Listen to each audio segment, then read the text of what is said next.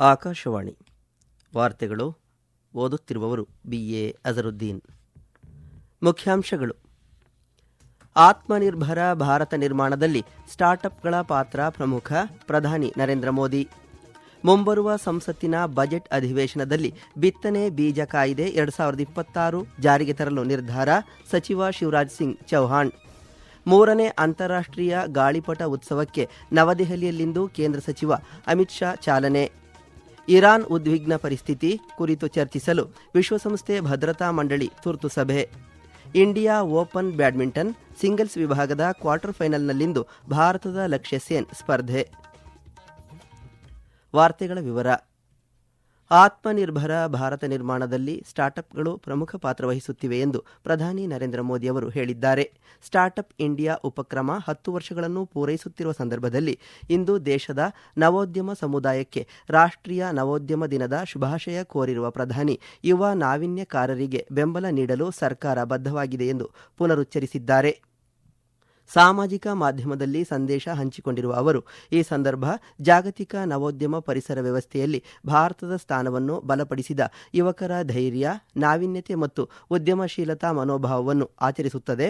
ಸುಧಾರಣೆಗಳ ಪಥದಲ್ಲಿ ಮುನ್ನುಗ್ಗುತ್ತಿರುವ ಭಾರತ ಬಾಹ್ಯಾಕಾಶ ಮತ್ತು ರಕ್ಷಣೆಯಂತಹ ಹೊಸ ಕ್ಷೇತ್ರಗಳಲ್ಲಿ ನವೋದ್ಯಮಗಳು ತೊಡಗಿಸಿಕೊಳ್ಳಲು ಹೆಚ್ಚು ಅನುಕೂಲಕರ ವಾತಾವರಣವನ್ನು ಸೃಷ್ಟಿಸಿದೆ ಎಂದಿದ್ದಾರೆ. ನವದೆಹಲಿಯ ಭಾರತ್ ಮಂಟಪಂನಲ್ಲಿಂದು ನಡೆಯಲಿರುವ ಸ್ಟಾರ್ಟ್ಅಪ್ ಇಂಡಿಯಾ ಉಪಕ್ರಮ 10 ವರ್ಷಗಳನ್ನು ಪೂರೈಸುತ್ತಿರುವ ಸಂದರ್ಭದ ಕಾರ್ಯಕ್ರಮದಲ್ಲಿ ಪ್ರಧಾನಿ ನರೇಂದ್ರ ಮೋದಿ ಅವರು ಭಾಗವಹಿಸಲಿದ್ದಾರೆ. ಈ ವೇಳೆ ಪ್ರಧಾನಿ ಭಾರತದ ನವೋದ್ಯಮ ಪರಿಸರ ವ್ಯವಸ್ಥೆಯ ಸದಸ್ಯರೊಂದಿಗೆ ಸಂವಾದ ನಡೆಸಲಿದ್ದಾರೆ. ಆಯ್ದ ನವೋದ್ಯಮ ಪ್ರತಿನಿಧಿಗಳು ತಮ್ಮ ಉದ್ಯಮಶೀಲ ಪಯಣದ ಒಳನೋಟಗಳನ್ನು ಹಂಚಿಕೊಳ್ಳಲಿದ್ದಾರೆ. ಸ್ಟಾರ್ಟ್ಅಪ್ ಇಂಡಿಯಾ ಕುರಿತ ಒಂದು ವರದಿ. ಸ್ಟಾರ್ಟ್ಅಪ್ ಇಂಡಿಯಾವನ್ನು 2016 ಜನವರಿ 16ರಂದು ಪ್ರಧಾನಿ ನರೇಂದ್ರ ಮೋದಿ ಅವರು ನಾವೀನ್ಯತೆಯನ್ನು ಪೋಷಿಸಲು, ಉದ್ಯಮಶೀಲತೆಯನ್ನು ಉತ್ತೇಜಿಸಲು ಮತ್ತು ಹೂಡಿಕೆ ಆಧಾರಿತ ಬೆಳವಣಿಗೆಯನ್ನು ಸಕ್ರಿಯಗೊಳಿಸಲು ಪರಿವರ್ತಕ ರಾಷ್ಟ್ರೀಯ ಕಾರ್ಯಕ್ರಮವಾಗಿ ಪ್ರಾರಂಭಿಸಿದರು. ಭಾರತವನ್ನು ಉದ್ಯೋಗಾಕಾಂಕ್ಷಿಗಳ ಬದಲು ಉದ್ಯೋಗ ಸೃಷ್ಟಿಕರ್ತರ ರಾಷ್ಟ್ರವನ್ನಾಗಿ ಮಾಡುವುದು ಈ ಉಪಕ್ರಮದ ಉದ್ದೇಶವಾಗಿದೆ. ಕಳೆದ ದಶಕದಲ್ಲಿ ಸ್ಟಾರ್ಟ್ಅಪ್ ಇಂಡಿಯಾ ಭಾರತದ ಆರ್ಥಿಕ ಮತ್ತು ನಾವೀನ್ಯತೆ ವ್ಯವಸ್ಥೆಯ ಆಧಾರವಾಗಿ ಹೊರಹೊಮ್ಮಿದೆ. ಇದು ಸಾಂಸ್ಥಿಕ ಕಾರ್ಯವಿಧಾನಗಳನ್ನು ಬಲಪಡಿಸಿದೆ, ಬಂಡವಾಳ ಮತ್ತು ಮಾರ್ಗದರ್ಶನಕ್ಕೆ ಪ್ರವೇಶವನ್ನು ವಿಸ್ತರಿಸಿದೆ ಹಾಗೂ ವಲಯಗಳು ಮತ್ತು ಭೌಗೋಳಿಕವಾಗಿ ಸ್ಟಾರ್ಟ್ಅಪ್ಗಳು ಬೆಳೆಯಲು ಮತ್ತು ಅಳೆಯಲು ಅನುವು ಮಾಡಿಕೊಡುವ ವಾತಾವರಣವನ್ನು ಬೆಳೆಸಿದೆ. ಈ ಅವಧಿಯಲ್ಲಿ ಭಾರತದ ಸ್ಟಾರ್ಟ್ಅಪ್ ಪರಿಸರ ವ್ಯವಸ್ಥೆಯು ಅಭೂತಪೂರ್ವ ವಿಸ್ತರಣೆಗೆ ಸಾಕ್ಷಿಯಾಗಿದೆ. ದೇಶಾದ್ಯಂತ 2 ಲಕ್ಷಕ್ಕೂ ಹೆಚ್ಚು ಸ್ಟಾರ್ಟ್ಅಪ್ಗಳು ಗುರುತಿಸಲ್ಪಟ್ಟಿವೆ. ಈ ಉದ್ಯಮಗಳು ಉದ್ಯೋಗ ಸೃಷ್ಟಿ, ನಾವೀನ್ಯತೆ, ನೇತೃತ್ವದ ಆರ್ಥಿಕ ಬೆಳವಣಿಗೆ ಮತ್ತು ವೈವಿಧ್ಯಮಯ ವಲಯಗಳಲ್ಲಿ ದೇಶೀಯ ಮೌಲ್ಯ ಸರಪಳಿಗಳನ್ನು ಬಲಪಡಿಸುವ ಗಮನಾರ್ಹ ಚಾಲಕ ಶಕ್ತಿಗಳಾಗಿವೆ. 2047ರ ವಿಕಸಿತ ಭಾರತದ ವಿಶಾಲ ದೃಷ್ಟಿಕೋನದೊಂದಿಗೆ ನವೋದ್ಯಮಗಳು ದೇಶದ ಅಭಿವೃದ್ಧಿ ಪಥದ ಕೇಂದ್ರಬಿಂದುವಾಗಲು ಸಜ್ಜಾಗಿವೆ. ಮುಂಬರುವ ಸಂಸತ್ತಿನ ಬಜೆಟ್ ಅಧಿವೇಶನದಲ್ಲಿ ಸರ್ಕಾರ ಬಿತ್ತನೆ ಬೀಜ ಕಾಯ್ದೆ 2026 ಜಾರಿಗೆ ತರಲಿದೆ. ನವದೆಹಲಿಯಲ್ಲಿಂದು ಮಾಧ್ಯಮಗಳಿಗೆ ಮಾಹಿತಿ ನೀಡಿದ ಕೇಂದ್ರ ಕೃಷಿ ಮತ್ತು ರೈತ ಕಲ್ಯಾಣ ಸಚಿವ ಶಿವರಾಜ್ ಸಿಂಗ್ ಚೌಹಾಣ್, ಕಳಪೆ ಗುಣಮಟ್ಟದ ನಕಲಿ ಮತ್ತು ಅನಧಿಕೃತ ಬಿತ್ತನೆ ಬೀಜಗಳ ಮಾರಾಟವನ್ನು ತಡೆಯುವ ಗುರಿಯನ್ನು ಈ ಶಾಸನ ಹೊಂದಿದೆ. ರೈತರಿಗೆ ಉತ್ತಮ ಗುಣಮಟ್ಟದ ಪ್ರಮಾಣೀಕೃತ ಬಿತ್ತನೆ ಬೀಜಗಳನ್ನು ಖಚಿತಪಡಿಸುವುದು ಹಾಗೂ ಹವಾಮಾನ ನಿರೋಧಕ ಪ್ರಭೇದಗಳನ್ನು ಉತ್ತೇಜಿಸುವುದು ಇದರ ಗುರಿಯಾಗಿದೆ ಎಂದು ತಿಳಿಸಿದರು. ನೂತನ ಕಾನೂನು ಸಂಪೂರ್ಣ ಪತ್ತೆ ಹಚ್ಚುವಿಕೆಯನ್ನು ಖಚಿತಪಡಿಸುವುದರಿಂದ ರೈತರು ಬಿತ್ತನೆ ಬೀಜಗಳು ಎಲ್ಲಿಂದ ಬಂದವು ಮತ್ತು ಅವುಗಳನ್ನು ಯಾರು ಪೂರೈಸಿದರು ಎಂಬುದನ್ನು ತಿಳಿದುಕೊಳ್ಳಬಹುದಾಗಿದೆ ಎಂದು ಹೇಳಿದರು. ನವದೆಹಲಿಯಲ್ಲಿ 3ನೇ ಅಂತಾರಾಷ್ಟ್ರೀಯ ಗಾಳಿಪಟ ಉತ್ಸವವನ್ನು ಕೇಂದ್ರ ಗೃಹ ಸಚಿವ ಅಮಿತ್ ಶಾ ಇಂದು ಉದ್ಘಾಟಿಸಿದರು. ಈ ಕಾರ್ಯಕ್ರಮವು ಬಾನ್ಸೆರಾ ಉದ್ಯಾನವನದ ಹುಲ್ಲುಗಾವಲಿನಲ್ಲಿ ನಡೆಯುತ್ತಿದೆ. ಕಾರ್ಯಕ್ರಮದಲ್ಲಿ ದೆಹಲಿ ಲೆಫ್ಟಿನೆಂಟ್ ಗವರ್ನರ್ ವಿನಯ್ ಕುಮಾರ್ ಸಕ್ಸೇನಾ, ದೆಹಲಿ ಮುಖ್ಯಮಂತ್ರಿ ರೇಖಾ ಗುಪ್ತಾ ಸೇರಿದಂತೆ ಅನೇಕ ಗಣ್ಯರು ಭಾಗವಹಿಸಿದ್ದರು. ಸಭೆಯನ್ನುದ್ದೇಶಿಸಿ ಮಾತನಾಡಿದ ಸಚಿವ ಅಮಿತ್ ಶಾ, ಉತ್ತರಾಯಣ ಪರ್ವಕಾಲವು ದೇಶದ ವಿವಿಧ ಭಾಗಗಳಲ್ಲಿ ಹಲವು ರೀತಿಯಲ್ಲಿ ಕರೆಯಲ್ಪಡುತ್ತದೆ. ಪರಂಪರಾಗತವಾಗಿ ನಮ್ಮಲ್ಲಿ ಸೂರ್ಯದೇವರ ಉತ್ತರದೆಡೆಗೆ ಚಲನೆ ಶುಭ ಎಂದು ಪರಿಗಣಿಸಲಾಗಿದೆ. ಇದೊಂದು ರೈತರ ಉತ್ಸವವಾಗಿದ್ದು, ಒಂದು ರೀತಿಯಲ್ಲಿ ರೈತರು ಹೊಸ ವರ್ಷವನ್ನು ಆರಂಭಿಸುತ್ತಾರೆ ಎಂದರು. ಭಾರತೀಯರು ಉತ್ಸವ ಪ್ರಿಯರಾಗಿದ್ದು, ಇಂತಹ ಸಂದರ್ಭಗಳ ಮೂಲಕ ಒಟ್ಟು ಸಮಾಜವನ್ನು ಒಂದಾಗಿಸುವ ಮನೋಭಾವದೊಂದಿಗೆ ಮುನ್ನಡೆಯುತ್ತಾರೆ. ಉತ್ತರಾಯಣ ಹಬ್ಬವು ಅದರದೇ ಒಂದು ಭಾಗವಾಗಿದೆ ಎಂದು ಹೇಳಿದರು.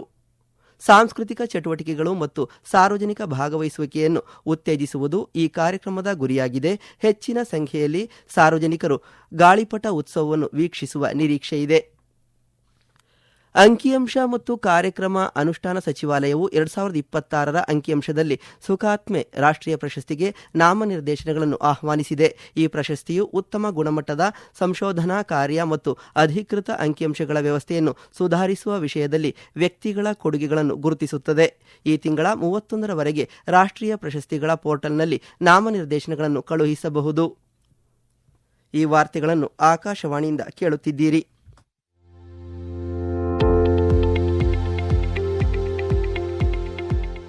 ನಮ್ಮ ಎಲ್ಲ ರಾಷ್ಟ್ರೀಯ ವಾರ್ತೆಗಳು ಹಾಗೂ ಪ್ರದೇಶ ಸಮಾಚಾರ ಈಗ ಆಕಾಶವಾಣಿ ನ್ಯೂಸ್ ಕನ್ನಡ ಯೂಟ್ಯೂಬ್ ಚಾನೆಲ್ನಲ್ಲಿ ಲಭ್ಯ. ನಮ್ಮ ಎಕ್ಸ್ ಖಾತೆ ಮತ್ತು ಇನ್ಸ್ಟಾಗ್ರಾಂ ಖಾತೆ ಆಕಾಶವಾಣಿ ನ್ಯೂಸ್ ಕನ್ನಡ. ಹೆಚ್ಚಿನ ಮಾಹಿತಿಗಾಗಿ ನಮ್ಮ ಫೇಸ್ಬುಕ್ ಖಾತೆ ಆಕಾಶವಾಣಿ ವಾರ್ತೆ ಕನ್ನಡವನ್ನು ಅನುಸರಿಸಿ. ಮಾಹಿತಿಗಳ ಹೂರಣ, ವಾರದ ಕಾರ್ಯಕ್ರಮ, ಪ್ರಚಲಿತ ವಿದ್ಯಮಾನ ಪ್ರತಿ ಬುಧವಾರ ರಾತ್ರಿ 9:15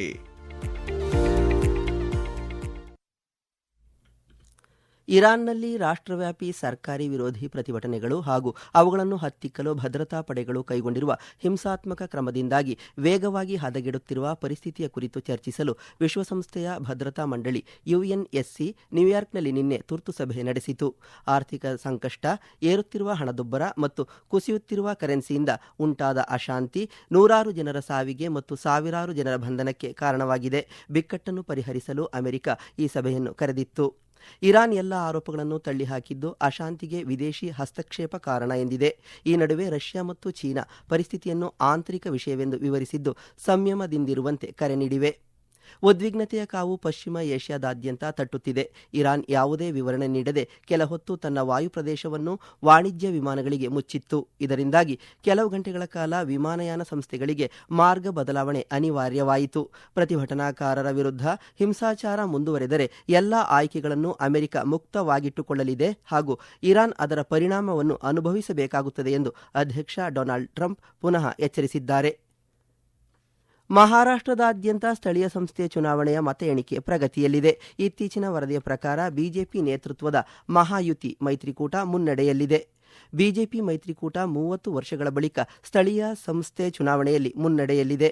ಶಿವಸೇನೆಯ ಉದ್ಧವ್ ಠಾಕ್ರೆ ಬಣ 2ನೇ ಸ್ಥಾನದಲ್ಲಿ ಮುನ್ನಡೆಯಲ್ಲಿದೆ.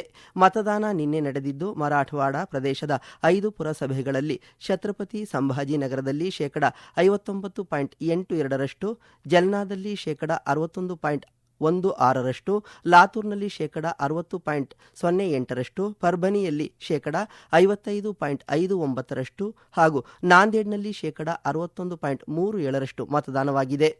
ಈ ಮಧ್ಯೆ ಛತ್ರಪತಿ ಸಂಭಾಜಿನಗರದಲ್ಲಿ ಸಿಟಿ ಚೌಕ್ ಪೊಲೀಸರು ನಕಲಿ ಮತದಾನಕ್ಕೆ ಯತ್ನಿಸಿದ ಆರೋಪದ ಮೇಲೆ 8 ಮಹಿಳೆಯರನ್ನು ಬಂಧಿಸಿದ್ದಾರೆ. ತಿರುವಳ್ಳುವರ್ ದಿನದ ಸಂದರ್ಭದಲ್ಲಿ ಉಪರಾಷ್ಟ್ರಪತಿ ಸಿಪಿ ರಾಧಾಕೃಷ್ಣನ್ ಮತ್ತು ಪ್ರಧಾನಿ ನರೇಂದ್ರ ಮೋದಿ ಅವರು ನಾಗರಿಕರಿಗೆ ಶುಭಾಶಯಗಳನ್ನು ತಿಳಿಸಿದ್ದಾರೆ. ಸಾಮಾಜಿಕ ಮಾಧ್ಯಮ ಪೋಸ್ಟ್ನಲ್ಲಿ ಉಪರಾಷ್ಟ್ರಪತಿ ಪ್ರೀತಿ, ಕರುಣೆ ಮತ್ತು ಎಲ್ಲ ಜೀವಿಗಳ ಬಗ್ಗೆ ಕಾಳಜಿ ವಹಿಸುವ ಸದ್ಗುಣಗಳ ಕುರಿತು ತಿರುವಳ್ಳುವರ್ ಅವರು ಜಗತ್ತಿಗೆ ತಿಳಿ ಹೇಳಿದ್ದರು. ತತ್ವಜ್ಞಾನಿಗಳ ಮಾರ್ಗದರ್ಶನವು ಎಲ್ಲ ಯುಗಗಳಲ್ಲಿಯೂ ಪ್ರಸ್ತುತವಾಗಿದೆ ಎಂದು ತಿಳಿಸಿದ್ದಾರೆ. ನವದೆಹಲಿಯಲ್ಲಿಂದು ನಡೆಯಲಿರುವ ಇಂಡಿಯಾ ಓಪನ್ ಬ್ಯಾಡ್ಮಿಂಟನ್ ಪಂದ್ಯಾವಳಿಯ ಪುರುಷರ ಸಿಂಗಲ್ಸ್ ವಿಭಾಗದ ಕ್ವಾರ್ಟರ್ ಫೈನಲ್ನಲ್ಲಿ ಭಾರತದ ಖ್ಯಾತ ಶಟ್ಲರ್ ಲಕ್ಷ್ಯ ಸೇನ್ ಚೀನಾದ ತೈಪೆಯ ಲಿನ್ ಚುನ್ ಇ ಅವರನ್ನು ಎದುರಿಸಲಿದ್ದಾರೆ. ಇಂದಿರಾ ಗಾಂಧಿ ಒಳಾಂಗಣ ಕ್ರೀಡಾಂಗಣದಲ್ಲಿ ನಡೆದ 16ರ ಸುತ್ತಿನ ಪಂದ್ಯದಲ್ಲಿ ಲಕ್ಷ್ಯ ಸೇನ್ ಜಪಾನ್ನ ಕೆಂಟಾ ನಿಶಿಮೋಟೊ ಅವರನ್ನು 21-19, 21-10 ನೇರ ಸೆಟ್ಗಳಿಂದ ಸೋಲಿಸಿ ಕ್ವಾರ್ಟರ್ ಫೈನಲ್ ಪ್ರವೇಶಿಸಿದರು. ಕೊನೆಯಲ್ಲಿ ಮತ್ತೊಮ್ಮೆ ಮುಖ್ಯಾಂಶಗಳು. ಆತ್ಮನಿರ್ಭರ ಭಾರತ ನಿರ್ಮಾಣದಲ್ಲಿ ಸ್ಟಾರ್ಟ್ಅಪ್ಗಳ ಪಾತ್ರ ಪ್ರಮುಖ, ಪ್ರಧಾನಿ ನರೇಂದ್ರ ಮೋದಿ. ಮುಂಬರುವ ಸಂಸತ್ತಿನ ಬಜೆಟ್ ಅಧಿವೇಶನದಲ್ಲಿ ಬಿತ್ತನೆ ಬೀಜ ಕಾಯ್ದೆ 2026 ಜಾರಿಗೆ ತರಲು ನಿರ್ಧಾರ, ಸಚಿವ ಶಿವರಾಜ್ ಸಿಂಗ್ ಚೌಹಾಣ್. 3ನೇ ಅಂತಾರಾಷ್ಟ್ರೀಯ ಗಾಳಿಪಟ ಉತ್ಸವಕ್ಕೆ ನವದೆಹಲಿಯಲ್ಲಿಂದು ಕೇಂದ್ರ ಸಚಿವ ಅಮಿತ್ ಶಾ ಚಾಲನೆ. ಇರಾನ್ ಉದ್ವಿಗ್ನ ಪರಿಸ್ಥಿತಿ ಕುರಿತು ಚರ್ಚಿಸಲು ವಿಶ್ವಸಂಸ್ಥೆ ಭದ್ರತಾ ಮಂಡಳಿ ತುರ್ತು ಸಭೆ. ಇಂಡಿಯಾ ಓಪನ್ ಬ್ಯಾಡ್ಮಿಂಟನ್ ಸಿಂಗಲ್ಸ್ ವಿಭಾಗದ ಕ್ವಾರ್ಟರ್ ಫೈನಲ್ನಲ್ಲಿಂದು ಭಾರತದ ಲಕ್ಷ್ಯ ಸೇನ್ ಸ್ಪರ್ಧೆ.